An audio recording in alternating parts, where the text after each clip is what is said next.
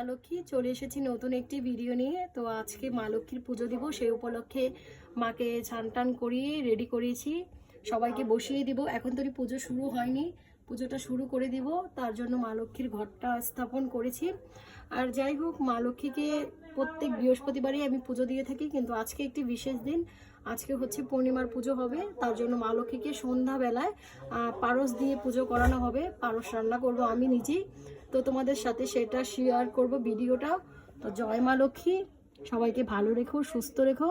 আর বন্ধুরা, তোমাদেরকে একটা কথা বলে রাখি, প্রত্যেকটি নারীকে এই কথাটা জানা উচিত, যারা মা লক্ষ্মীর ব্রত করো তারা অবশ্যই করবে, আর যারা করো না তারাও করবে। কারণ মা লক্ষ্মী হচ্ছে ধন সম্পদের দেবী, তিনি হচ্ছে সবাইকে ভালো রাখেন, সুস্থ রাখেন। আর তাছাড়া মা লক্ষ্মীকে না ডাকলে কিন্তু সংসারের যে উন্নতিটা সেটা কিন্তু কখনো হবে না।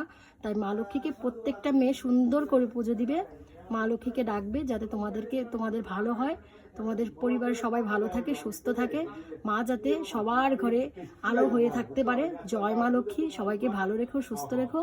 তো দেখতে থাকো আর সঙ্গে থাকো বন্ধুরা। নতুন নতুন ভিডিও পেতে আমার চ্যানেলটিতে অবশ্যই সাবস্ক্রাইব করে দিও, লাইক কমেন্ট শেয়ার অবশ্যই করবে।